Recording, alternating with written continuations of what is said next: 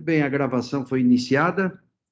Hoje é dia 14 de fevereiro de 2023, declaro aberta a sessão da segunda Câmara Julgadora do Tribunal de Impostos e Taxas. Hoje a composição da Câmara titular, vice-presidente Dr. Douglas Kuchiyama, doutora Maria Alice Formigoni e o Dr. Flávio Arantes. Pela representação fiscal, Tabir Macedo.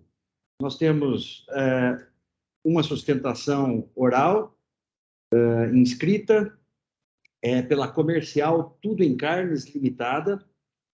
O AIN é o 4.148.603. A doutora Renata Muricy está presente aqui para sustentar oralmente. Então, eu abro a palavra para a doutora Maria Alice, para que apresente o processo. Em seguida, eu abro a palavra para a advogada sustentar oralmente. Doutora Maria Alice, com a palavra. Pois não, doutor Orivaldo. Bom dia a todos. Eu passarei a leitura do relatório. Trata-se de recurso ordinário interposto contra a decisão de primeira instância que manteve integralmente o AIN 4.148.603, dígito 1, que se trata de crédito indevido do ICMS no montante de R$ 894.227 em junho de 2017 a janeiro de 2018, na data e valor especificado no demonstrativo do anexo 2, por ter sido destacado nos documentos fiscais de entradas, imposto a maior do que o devido. A recorrente reiterou os argumentos anteriormente apresentados em defesa. Então, ela alegou basicamente que, devido a uma falha sistêmica, houve destaque do ICMS superior ao devido na remessa de mercadorias entre as fábricas e seu centro de distribuição, de modo que o estabelecimento remetente recolheu imposto acima do devido e o estabelecimento destinatário também efetuou o creditamento a maior. Desse equívoco não resultou nenhum prejuízo de natureza monetária ao Estado e ela nem agiu com dolo nem má-fé.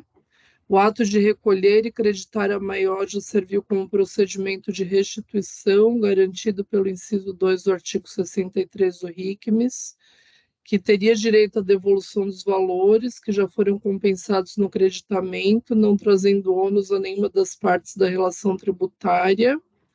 Muito além da legislação do RICMES, deve ser analisada a legislação civil empresarial sobre a desenvoltura das atividades mercantis, quando há mais de um estabelecimento como fábrica e centro de distribuição envolvido nas operações, como é o presente caso, que todas as operações de creditamento do ICMS foram feitas dentro da legalidade, uma vez que é irrelevante a titularidade do estabelecimento, de modo que a personalidade jurídica da sociedade empresária independe de quem a detém, e que a sociedade se configura como titular de direitos e deveres no âmbito fiscal, conforme o artigo 126.3 do CTN. Também se insurgiu contra a inclusão dos juros de mora na base de cálculo da multa e alegou a desproporcionalidade e confiscatoriedade da multa aplicada. Então, ao final, a recorrente solicitou a anulação da decisão recorrida para que os argumentos e provas apresentados sejam novamente analisados em primeira instância e proferida nova decisão. Alternativamente, solicitou o cancelamento da autuação na presente instância ou a revisão e recálculo da multa aplicada sem atualização do valor principal ou ainda o afastamento ou redução da multa aplicada nos termos do artigo 527-A do RICMES. A representação fiscal apresentou contra-razões no parecer de folhas 224 e 233, manifestando-se pelo seu não provimento. Então, esse é o relatório.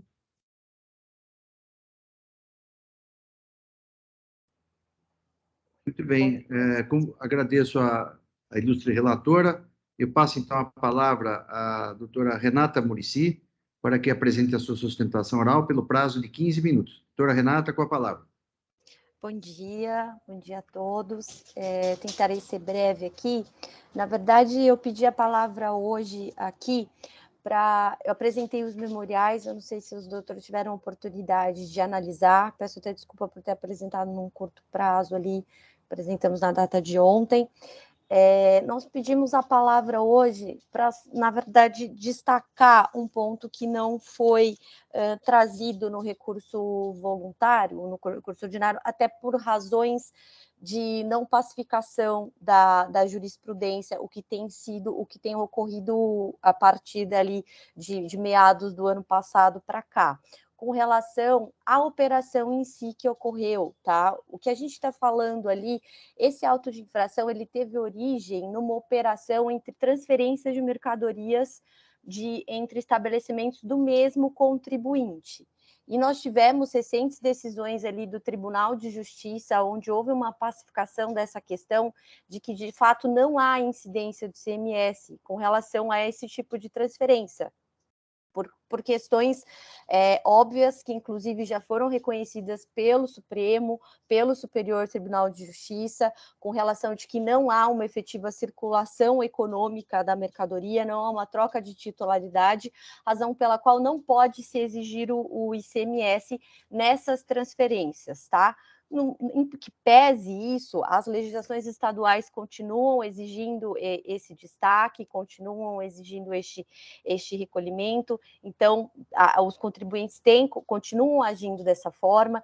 Então, a gente só está trazendo este ponto para corroborar que, de fato, não houve qualquer prejuízo ao erário nessa tomada de crédito a maior que o contribuinte teve.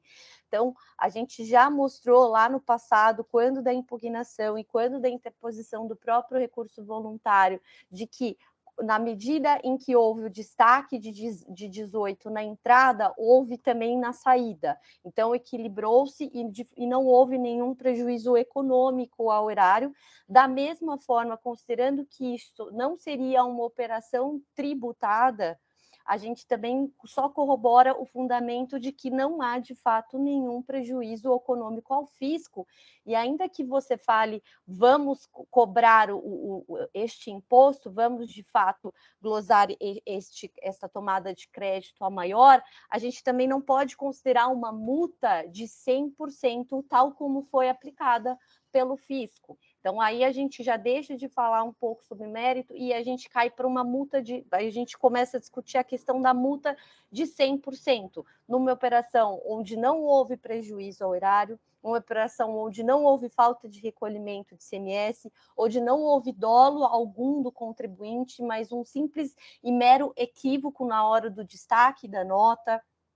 Então, você me dizer que uma multa de 100% é razoável neste caso, a nós não nos parece razoável. Nós destacamos, inclusive, nos memoriais, o artigo 92 da Lei 6.374, onde ele sopesa essa multa, onde há a possibilidade de uma readequação dessa multa pelos próprios julgadores, pelo próprio órgão julgador, aqui no caso os doutores que estão analisando isso, para sopesar, para reduzir ou até mesmo para excluir essa multa de 100% desse lançamento fiscal. O que eu friso, não é razoável, considerando que a gente está dizendo que a gente está tratando de uma operação que de fato não deveria ser tributada, em que pese isso, o fisco continua tributando e o contribuinte continua, de fato, destacando. Houve um equívoco, não houve falta de recolhimento do imposto, não houve dolo por parte deste contribuinte, razão pela qual não é razoável uma multa de 100%, que neste caso é nítido o caráter confiscatório em que pese esteja previsto na legislação estadual atual. Além disso, eu passo brevemente para tratar da questão do cálculo da multa, onde essa multa ela foi calculada em cima do imposto atualizado com juros. De fato, a legislação prevê que a multa ela tem que ser calculada em cima do valor atualizado do tributo, mas em cima deste valor atualizado monetariamente. A gente sabe que existe uma diferença entre o Instituto dos Juros e o Instituto da Correção Monetária, que eu acredito que eu não preciso esclarecer para os doutores, mas, de fato, quando a legislação diz que a multa ela tem que ser aplicada em cima do valor do tributo atualizado, nós estamos falando de uma atualização monetária, recomposição do valor da moeda, e não juros sobre juros, porque a partir dali a multa vai continuar sendo atualizada a partir do lançamento, então a gente teria uma multa aplicada sobre juros e mais juros sobre esse, razão pela qual a gente expôs isso no nosso recurso voluntário. Na época, a gente apresentou um cálculo onde daria uma diferença de aproximadamente R$200 mil a mais, em razão deste cálculo da multa sobre um valor, sobre uma base de cálculo majorada. Então, o que a gente se pede aqui, de uma forma bem breve, como tentei ser, mas também tentei deixar claro, é que os doutores considerem a questão de uma operação, repito, que não é tributada e que acabou equivocadamente ocorrendo um destaque maior pelo contribuinte, mas se o contribuinte, tal como ele destacou na entrada, ele destacou o mesmo na saída, razão pela qual não houve nenhum prejuízo ao erário, da mesma forma, não deve se considerar uma multa de 100%, onde neste caso não houve nenhum dolo por parte do contribuinte e se configura uma multa confiscatória. E ainda que se mantenha o lançamento neste caso, que ao menos seja anulada a decisão, para que retorne e que se refaça esses cálculos da multa que não venha incidir sobre uma base de cálculo majorada. Espero ter sido claro, os doutores ficam à disposição. Cumprimento a doutora Renata pela sustentação oral, muito objetiva e abordou aqui os pontos, principalmente dos seus memoriais de folhas 240 seguintes, né?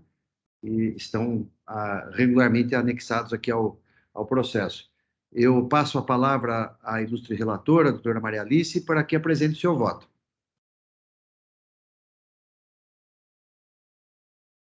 Pois não, doutor Orivaldo. Então, eu cumprimento a doutora Renata pela sustentação oral. Eu vou passar agora a leitura do meu voto. Um minuto.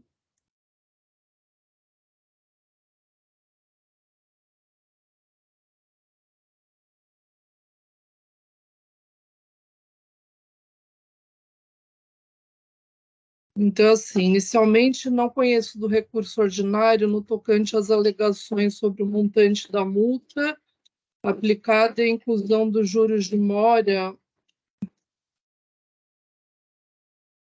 na respectiva base de cálculo, né, da multa, por se tratar de matérias disciplinadas em dispositivos legais perfeitamente válidos e vigentes, cuja aplicação não pode ser afastada por órgão de julgamento no âmbito do processo tributário administrativo, exceto nas hipóteses previstas no artigo 28 da Lei 13.457 de 2009.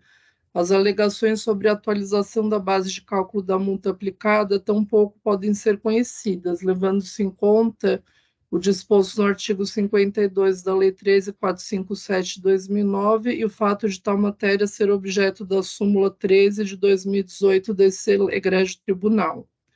No mérito, verifica-se que não há controvérsia sobre os fatos relativos ao destaque maior do imposto, calculado a 18%, quando o correto era 7%, nos documentos fiscais de que resultou a entrada das mercadorias no estabelecimento e ao creditamento desse montante pelo estabelecimento autuado.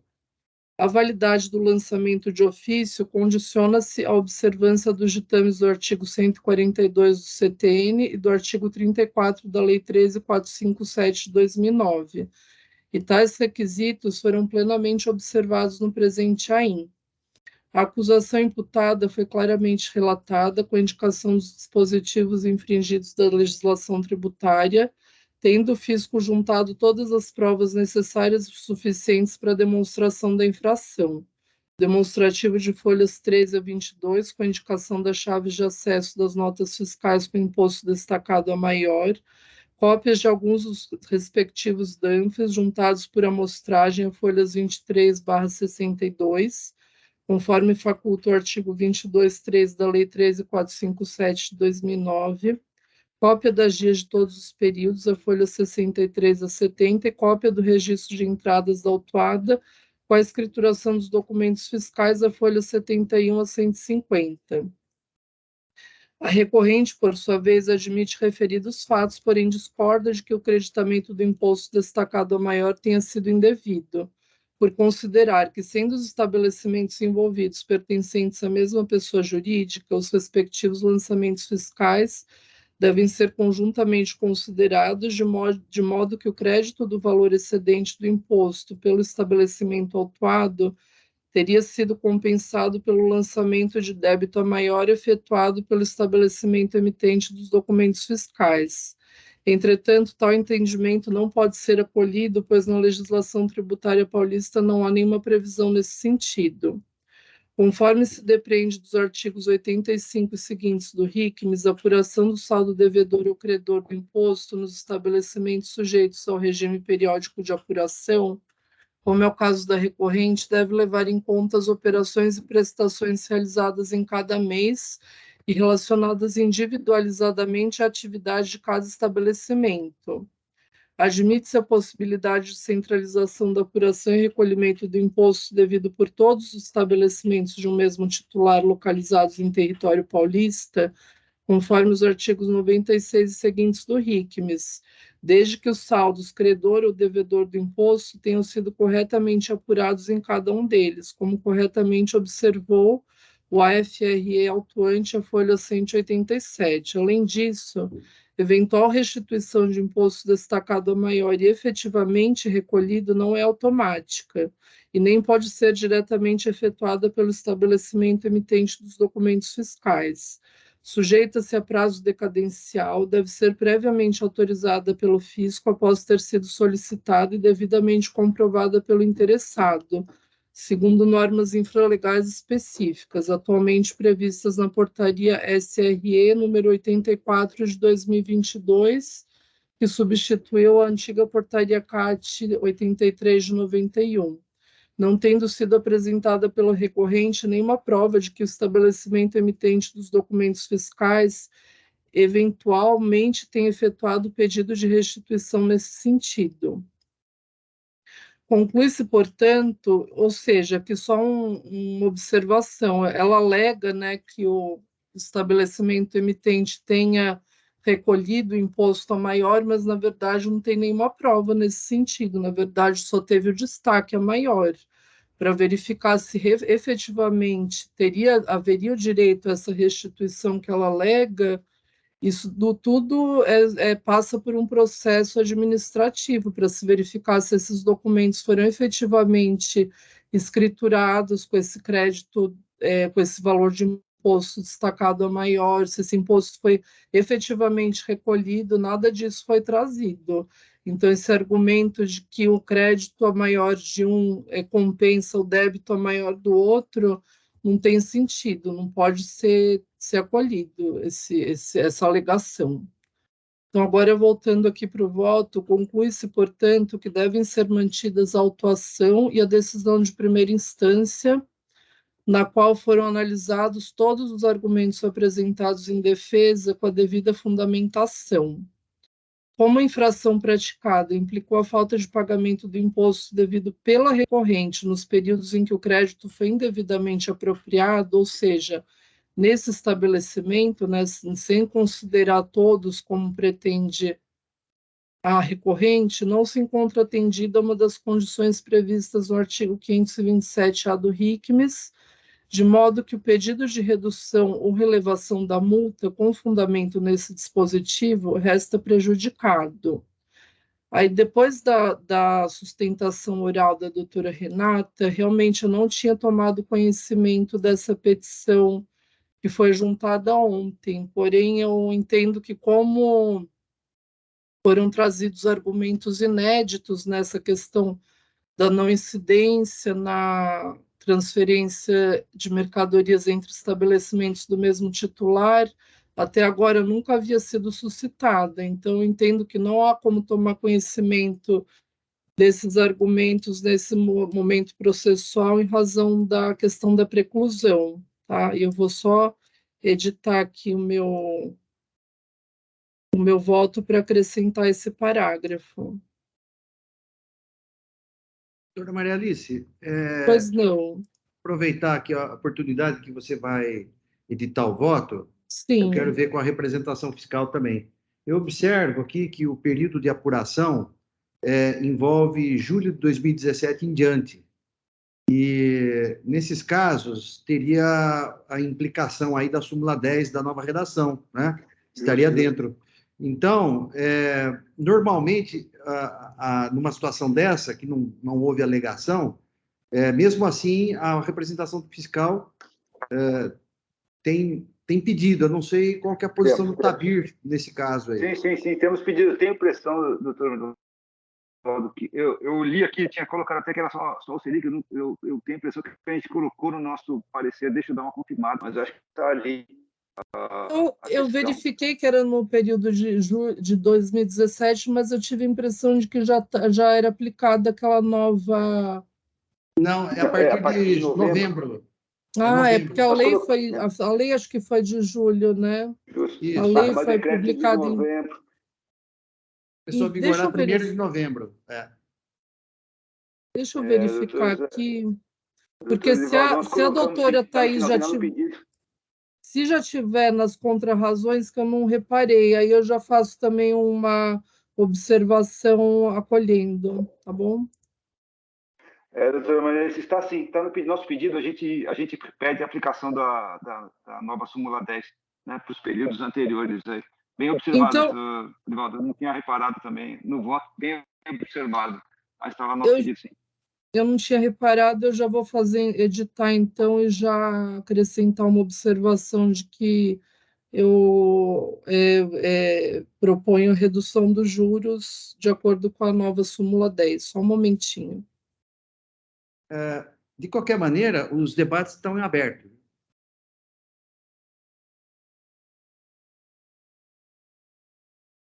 Processo em discussão. Olha, uma questão que eu gostaria de tocar, até assim, apesar de eu não ter conhecido no voto sobre esses argumentos que foram trazidos nessa petição, essa questão da não incidência, então, na verdade, se a gente for levar isso em conta, esse estabelecimento não devia nem ter efetuado esse crédito, né, em nenhum montante. Então, assim, não tem realmente como acolher nada nesse sentido. Porque ele está querendo usar uma coisa assim, tipo, usar a própria torpeza a favor dele. Eu concordo, doutor Maria, se eu puder manifestar, seria justamente isso. Teríamos que ampliar, teria que voltar para fazer um novo lançamento, cobrando a diferença que ainda não foi cobrada. Né? Teria que anular todo o crédito tomado, né? E não só de 7 para 18, se fosse acolher a alegação do contribuinte. Né?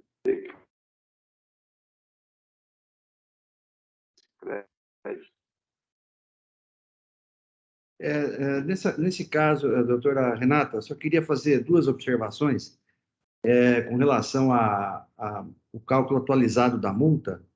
Nós temos a súmula, né, e a súmula 13, né, que infelizmente nos limita aí, o julgador está vinculado pelo artigo 23 do regimento interno, né?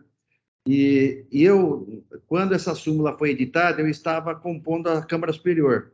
Eu apresentei uma proposta de rejeição da súmula, mas fui vencido, né? Então, não há como superar isso, né? E com relação a essa alegação da transferência entre estabelecimento do mesmo titular, a Câmara, não unânime, mas ela tem acolhido a tese, né, da transferência, da não incidência do ICMS. Mas, nesse caso, nós temos aqui um problema de preclusão mesmo, porque eu analisei aqui o relatório circunstanciado e já pelo relatório circunstanciado não se fala dessa questão da transferência para o mesmo titular. Não houve a discussão a respeito disso, porque se tivesse, ia cair nessa questão que a doutora Maria Alice acabou de dizer, olha, teve o crédito, teve o débito, e aí a gente ia entrar no mérito, né? Quer dizer, nem isso teve. Então, a gente fica realmente, assim, na minha visão, realmente estaria precluso, né? O contribuinte também, no início da ação fiscal, também não, nem na época não levantou essa questão, né?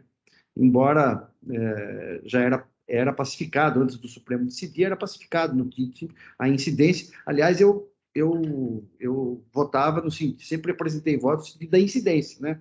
Depois da decisão do Supremo, eu mudei de entendimento, né?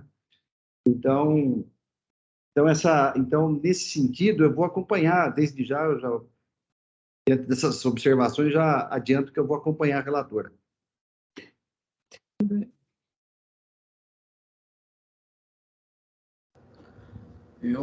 Eu parabenizo a doutora Renata pela sustentação oral, foi bem assertiva.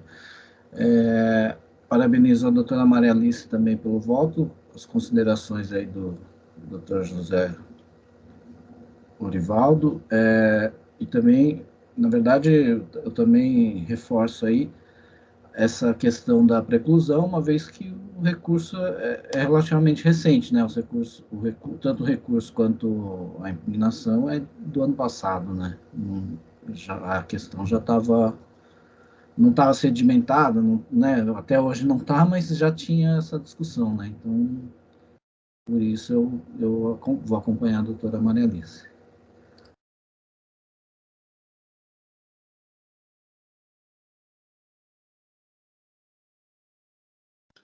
Bom, eu parabenizo também a doutora Maria Alice pelo relatório e voto, a doutora Renata pela sustentação oral. Eu achei um processo bastante difícil de ser julgado.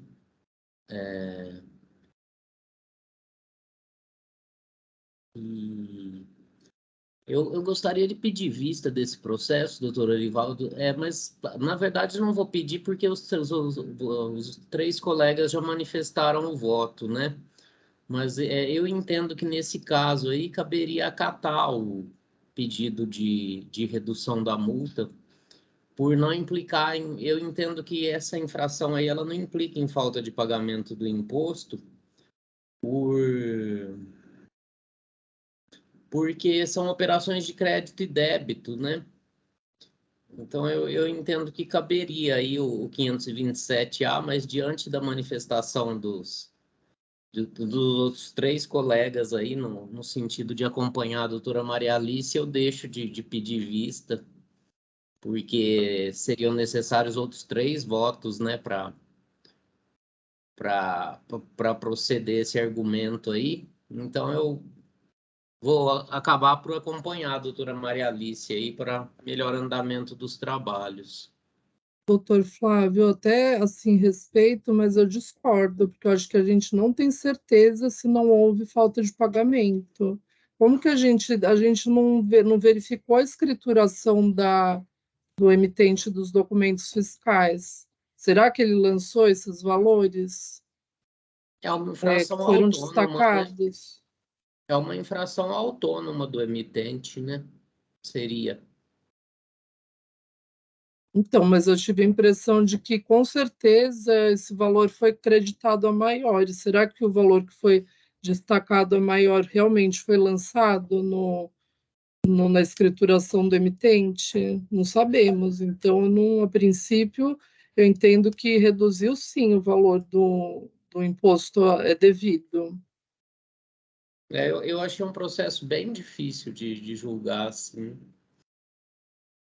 A observação do Dr. Flávio é bem interessante, porque realmente é crédito e débito, né? Então não teria implicado em tese, né, a falta de pagamento. Mas a gente vai no DDF e vê que tem cobrança de imposto aqui, né? Então, esse que é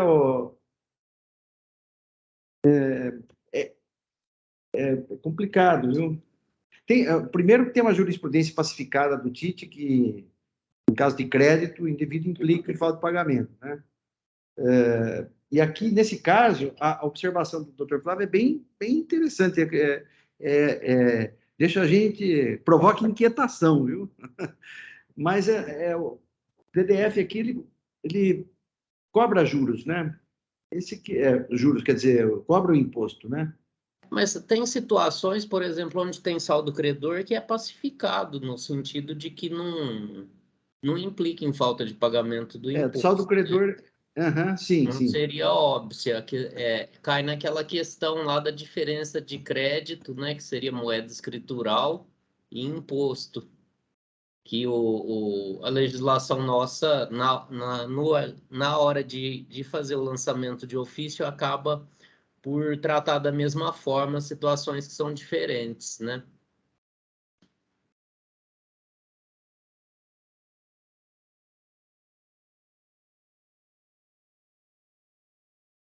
Não, é interessante, né, esse ponto que o Flávio está trazendo, porque será que a gente está limitado ao que está ali no DDF mesmo? Porque se a operação é de crédito e, de fato, não tem, teoricamente, não teria imposto a pagar, entre aspas, é interessante. Mas eu não sei se dá para fazer essa análise conforme a doutora Marianice comentou, né?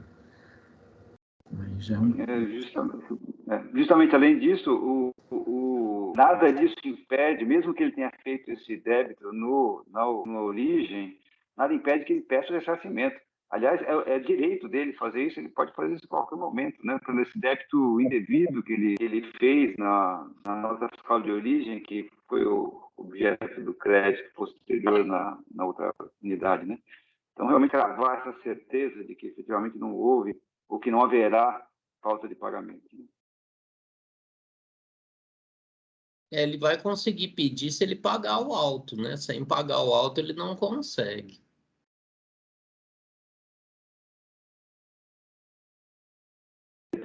Porque ele vai ter que comprovar, o destinatário vai ter que comprovar que não houve o crédito, né? Cai no 166 lá do CTN, né? Precisa provar a repercussão. Repercussão, ele precisa comprovar que ou que ele pagou, né? Que assumiu do cargo, ou que o creditador não se creditou, né? Nesse caso, o creditador só pagando esse alto mesmo. Eu achei esse caso um caso bem complexo, assim. Mas eu acho que esbarraria aí na questão de reconhecer o 166 também, né, Flávio? A súmula, né? Não, a súmula do CTN, né? Eu acho que esbarraria aí nesse ponto, né? Do seu ponto de vista, nesse caso. súmula 166? Não, a questão do... Artigo 166. Será que não esbarraria também? Porque aí já vai ter que entrar... Você teria que reconhecer que foi transferência para o mesmo estabelecimento... entre estabelecimentos mesmo titular, primeiro, e para chegar na conclusão de que é indevido, né? Ou não?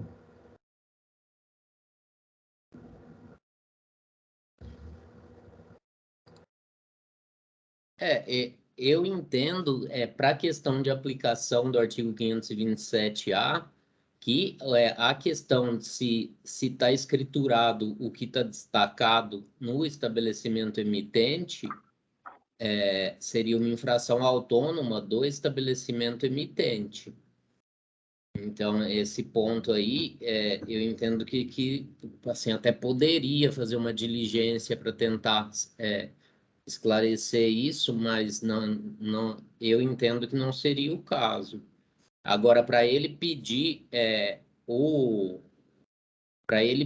escrituração para ele escriturar o destaque a maior lá como forma de crédito no emitente, ele, se passar o valor de 50 UFESPs por operação, eu não sei se aí no caso passa, ele precisaria de pedir autorização para o posto fiscal, e aí nessa autorização aí ele precisaria demonstrar que o crédito não foi aproveitado pelo destinatário. E aí, como o crédito foi apresentado, eu acho que só com o comprovante de pagamento do auto de infração que poderia ser deferido isso. A impressão que eu tenho é essa. É que sem pagar o auto de infração, o posto fiscal não vai deferir o direito do crédito destacado a maior, justamente porque foi creditado pelo destinatário, né? Não tem como fugir dessa questão aí.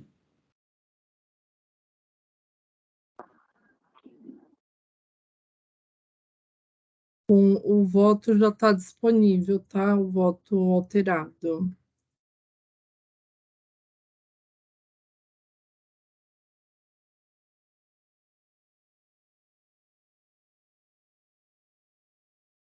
Perfeito. Para mim, não, você chegou a registrar? Para mim, acho que não está. Não, porque agora eu estou vendo, ainda vou mexer no último parágrafo que não vou manter integralmente, eu vou limitar os juros, ainda faltou isso. Tem que mexer na ementa também, no Mas Sim. talvez também, exatamente, é o que eu ia falar, mexer na emenda também. Acho que é por isso que.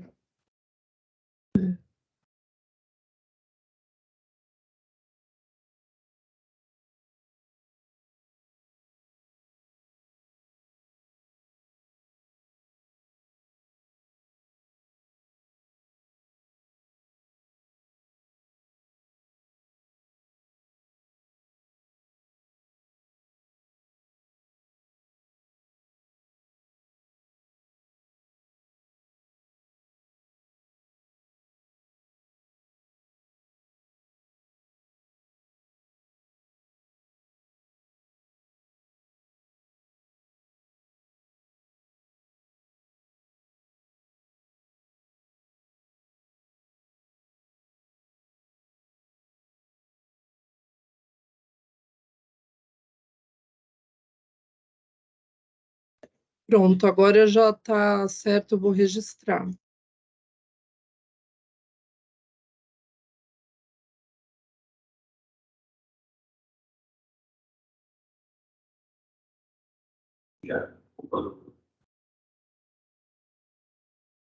Pronto. Bem,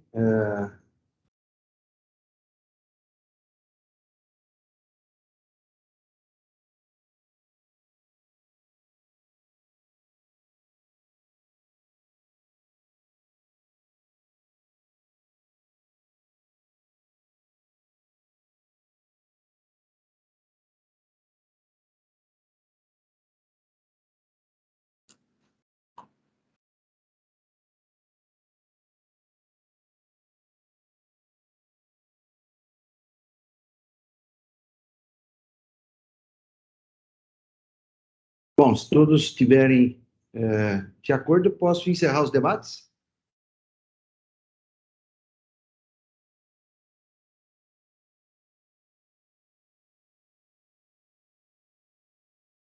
Estou encerrando os debates. Eu peço que os senhores juízes confirmem presença para acórdão de votação.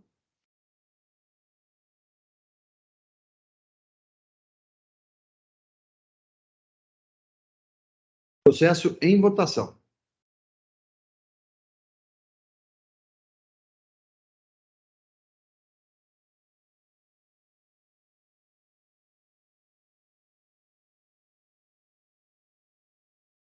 Votação encerrada. Proclamo o resultado do julgamento. Recurso ordinário conhecido em parte e parcialmente provido para afastar o excesso de juros no período de vigência da Lei 13.918.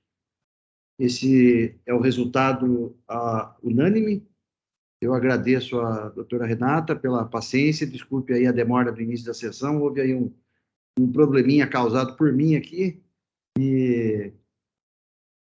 E até breve. Agradeço a todos a oportunidade. Um bom dia, bom trabalho. Bom dia, bom dia. Passamos então ao próximo processo da pauta. Não temos mais sustentação oral. Vamos então começar pelo primeiro processo da pauta, TransEnergy. Do ilustre relator, Dr. Douglas, o AIN é o 4.143.798. Eu passo a palavra ao Dr. Douglas para que apresente processo e o seu voto. Doutor Douglas, com a palavra. Tá, bom dia a todos de novo. Esse é um recurso voluntário da decisão da DRJ que julgou procedente a auto de infração. Eu não vou ler as infrações todas, porque nesse caso aqui, o contribuinte só alegou ilegalidade dos juros, cobrança da multa excessiva e vedação ao princípio do confisco. Então, isso desde a impugnação.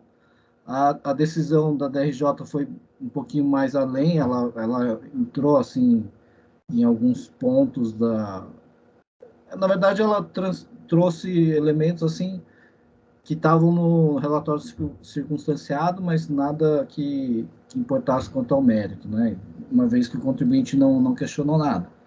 Então, basicamente, a questão dos juros, a inconstitucionalidade da lei 13.918, excesso de cobrança de multa excessiva e princípio da vedação do confisco, que são, né? Então, esses dois últimos pontos que eu comentei aqui, eu já nem conheço, né? E aí tem a questão da súmula 10, a ilegalidade dos juros, aí a questão da súmula 10, eu estou dando parcial provimento para limitar os juros à taxa Selic. Também, nesse caso aqui é a partir de 2017 até 2020, mas eu não estou nem fazendo um corte aqui, eu só estou colocando que é para adequar, tá? Então, meu voto é nesse sentido. Obrigado, doutor Douglas. A questão só envolve juros, então, né? O processo está em discussão.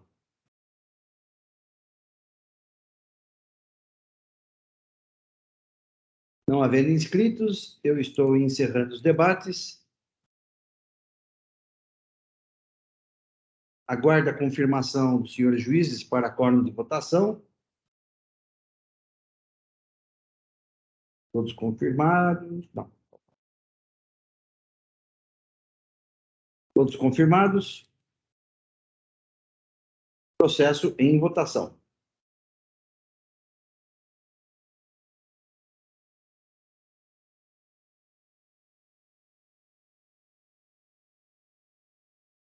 Votação encerrada.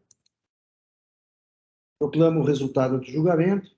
Recurso ordinário conhecido em parte e parcialmente provido para acolher o excesso de juros nos termos da súmula 10, nova redação. A unanimidade. Julgamento encerrado.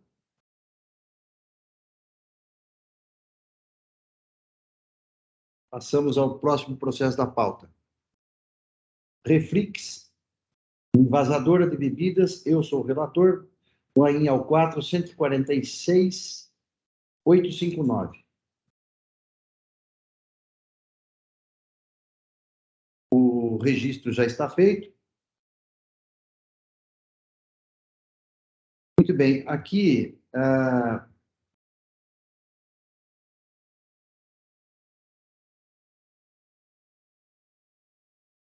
trata-se de uma só acusação, falta de pagamento do imposto, tendo em vista que o contribuinte efetuou estorno de débito relativo a operações próprias, mediante lançamentos nas GIAs, campo 58, em hipótese não prevista na legislação do ICMS.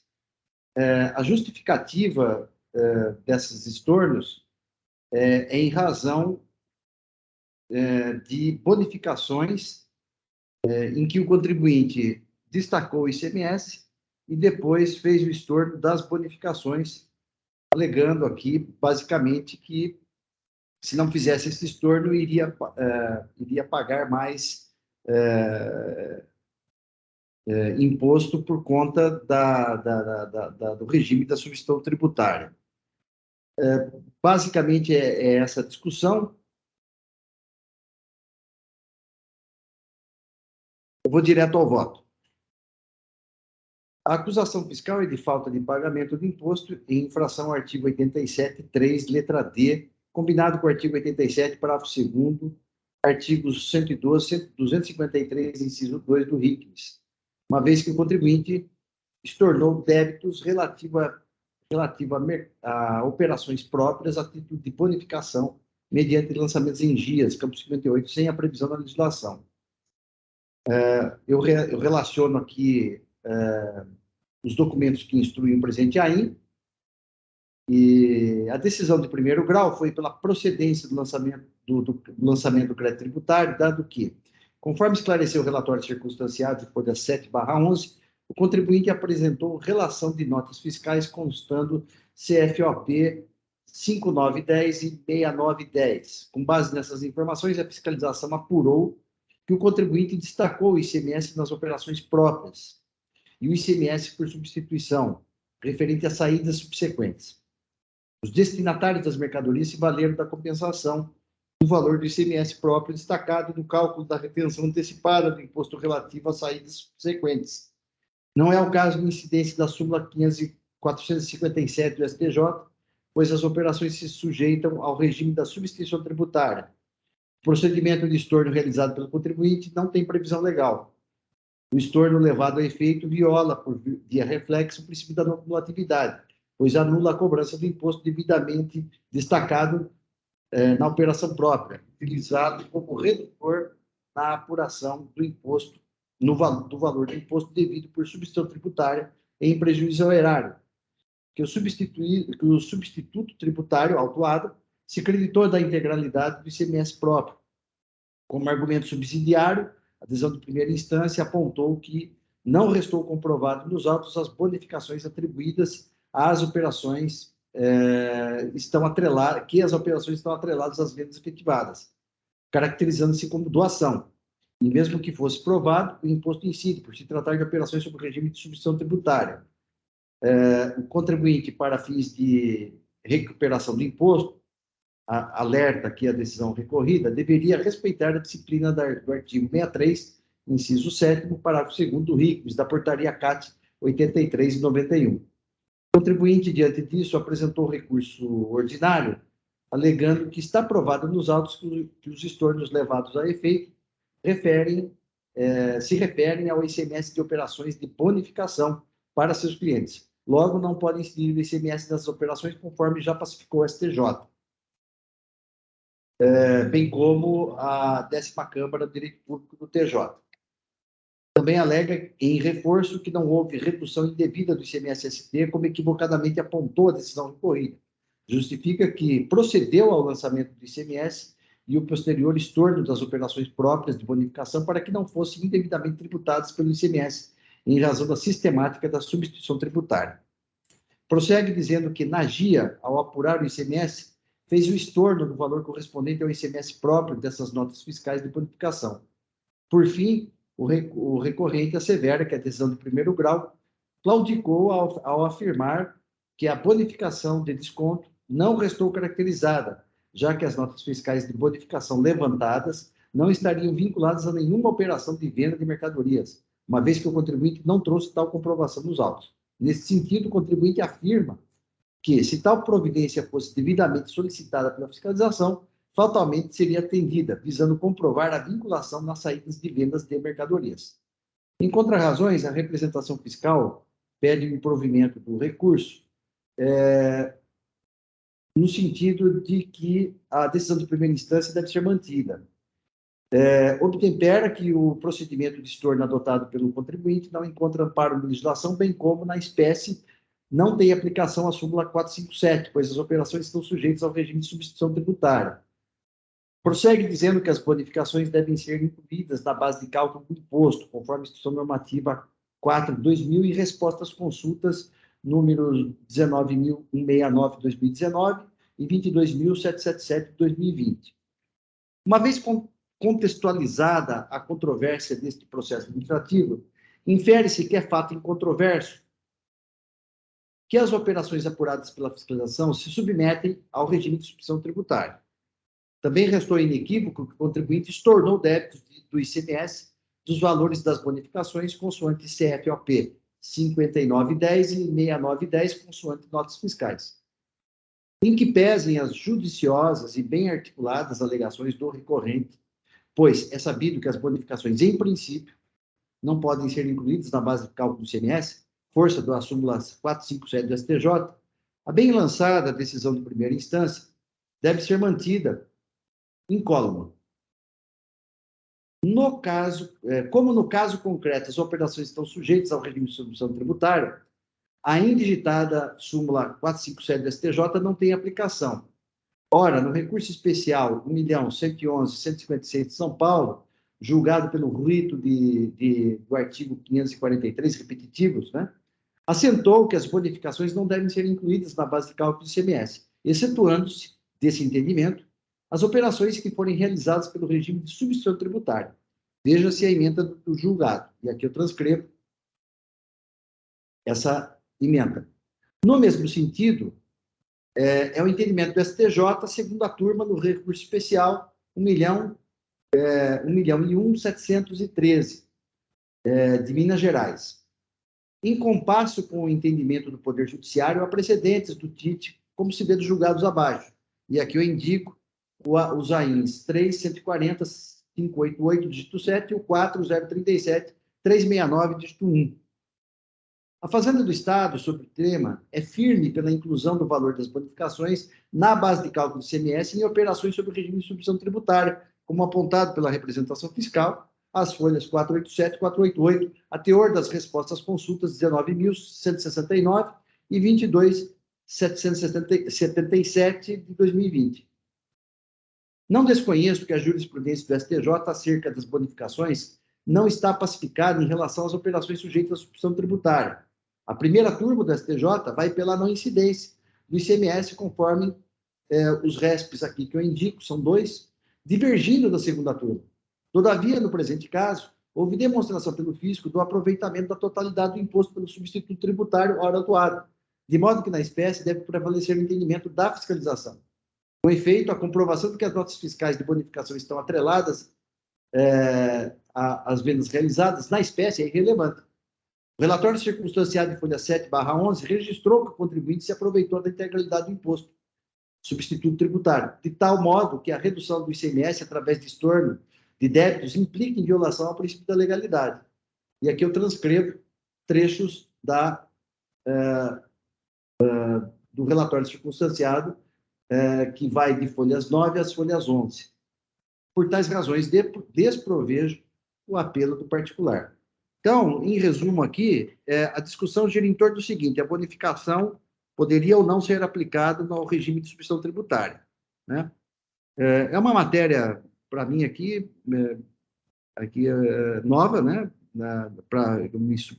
Eu apreciei, e analisando aí o conjunto aí dos elementos dos autos e analisando de maneira aí percussiente aí a jurisprudência, né, tanto do STJ como do TIT, eu fui pelo desprovimento aí do recurso. Então, o processo está em discussão.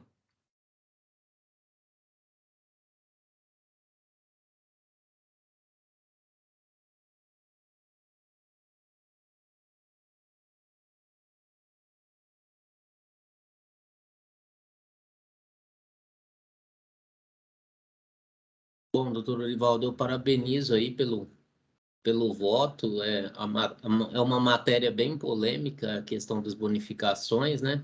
Mas aí, da forma como foi feito o procedimento fiscal aí, o procedimento de emissão dos documentos, destacando o imposto e depois estornando, eu creio que até foge um pouco da discussão da tributação ou não, porque ele próprio tributou e depois de uma forma aí não prevista na legislação, está desfazendo essa tributação aí, então eu vou acompanhá-lo.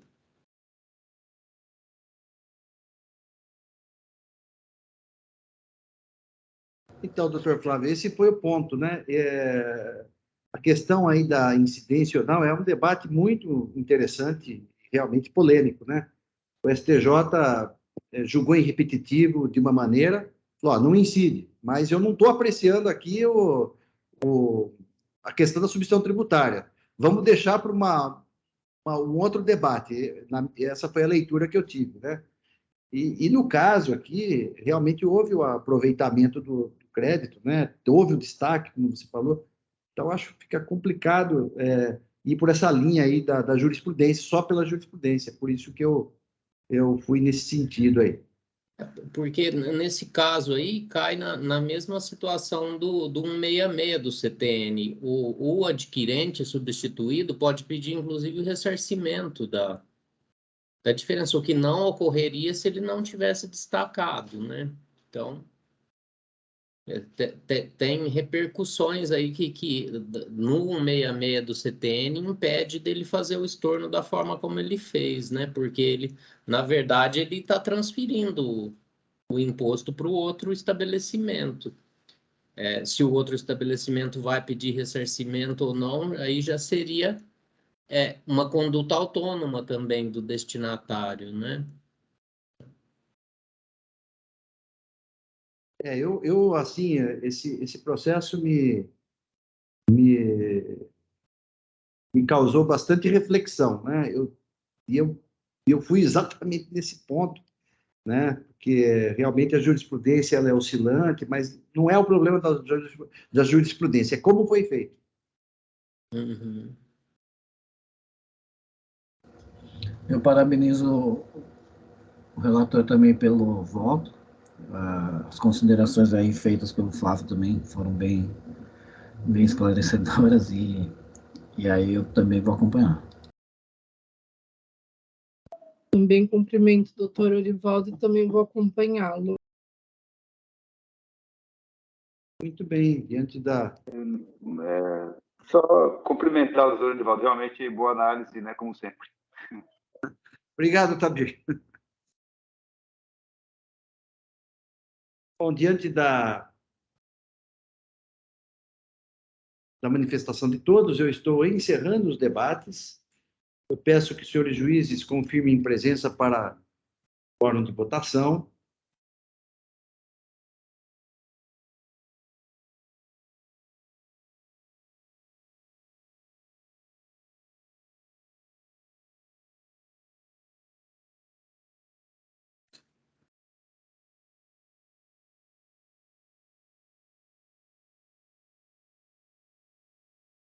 Está só o doutor Flávio. Deu uma travada aqui o meu EPAT. Agora apareceu. É isso aí. Muito bem. Processo em votação.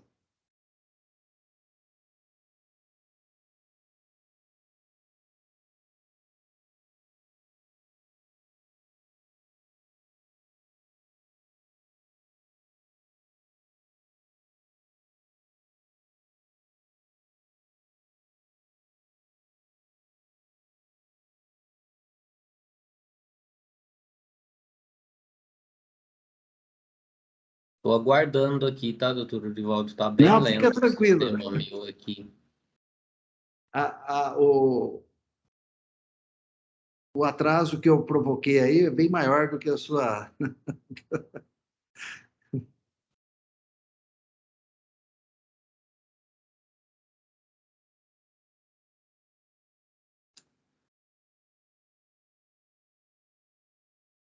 Vou tentar no outro navegador aqui.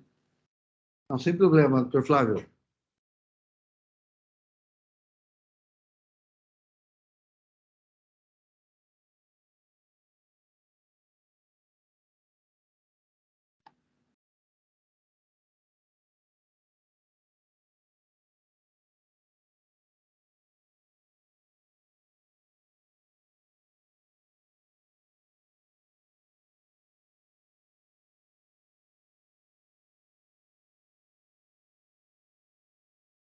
Eu vou passar a conexão para o telefone aqui. Às vezes cai, eu saio do vídeo um pouquinho.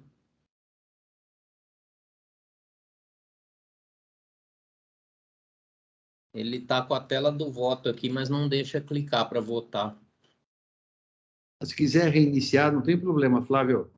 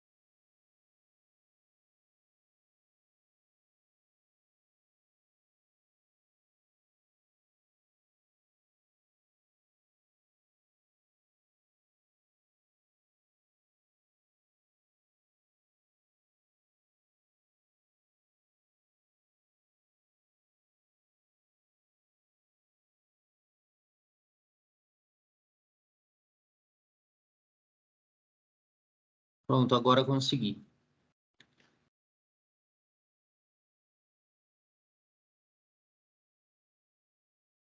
Muito bem, votação encerrada. Proclamo o resultado do julgamento. Recurso conhecido e negado provimento à unanimidade. Julgamento encerrado. Passo, então, para o próximo julgamento.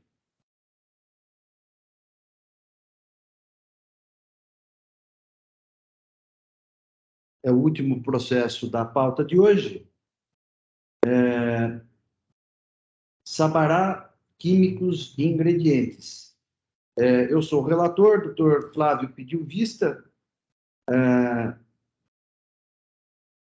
É um processo em que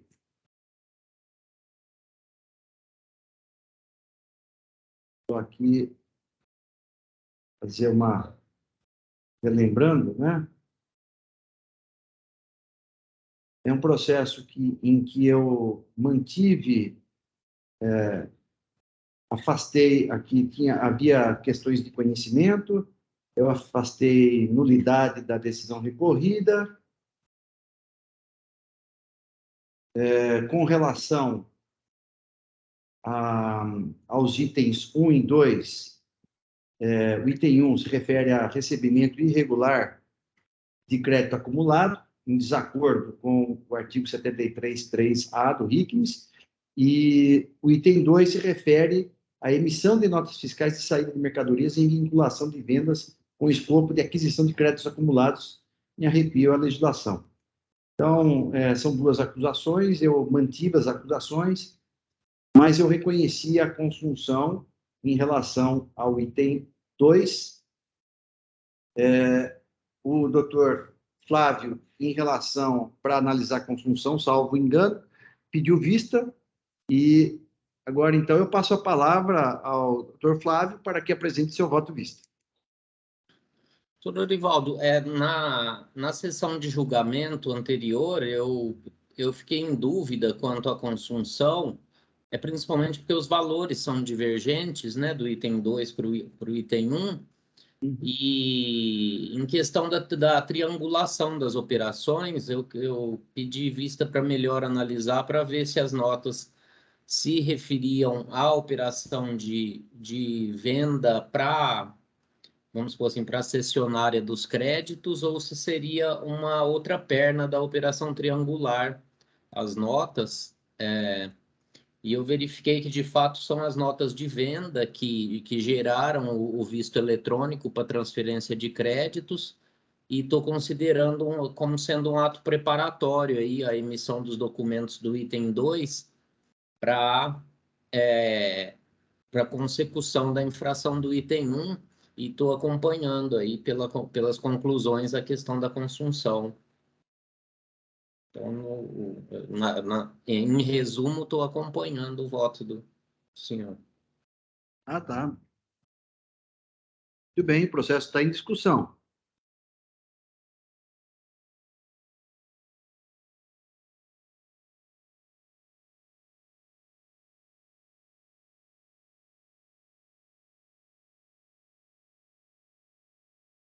Não havendo inscritos,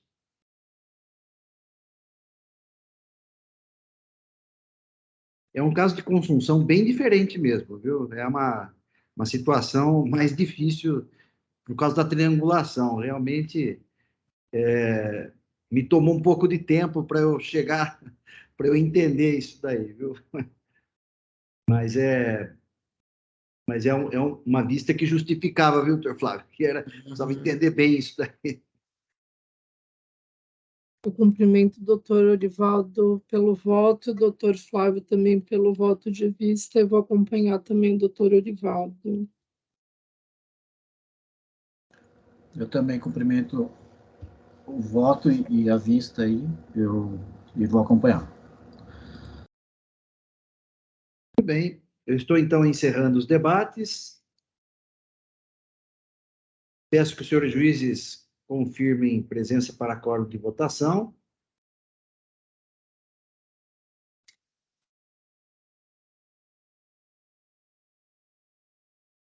Todos confirmados, processo em votação.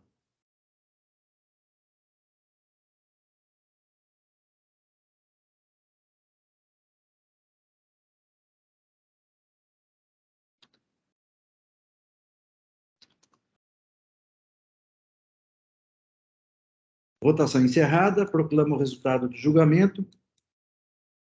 Houve convergência do voto visto, então, à unanimidade, recurso ordinário parcialmente conhecido e parcialmente provido para reconhecer a consunção em relação ao item 2 do AI.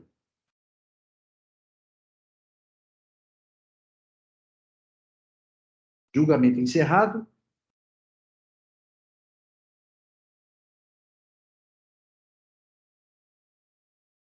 Com o encerramento deste processo, cumprimos, então, a pauta de hoje.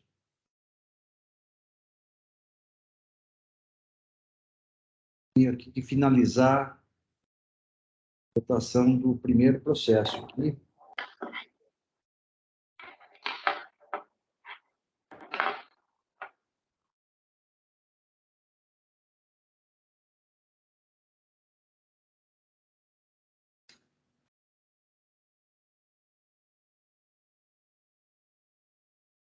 Eu acho que deu uma...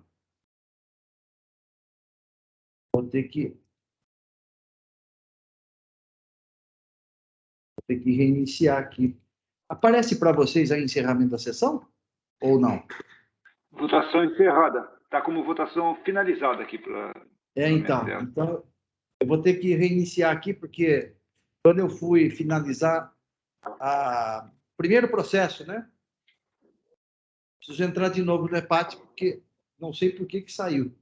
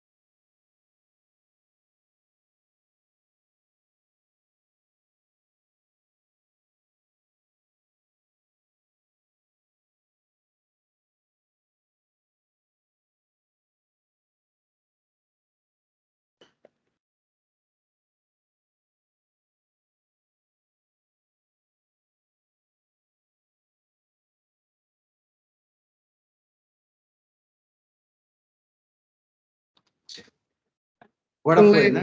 Desculpem, eu caí. Caiu tudo, voltei. Mas tá tudo certo, viu, Maria Alice? Nem precisa entrar. Eu estou encerrando a sessão. Tá bem. Declaro encerrada a sessão de hoje, da segunda Câmara Julgadora. Eu peço que o Oswaldo encerre a transcrição, por favor. Estou aqui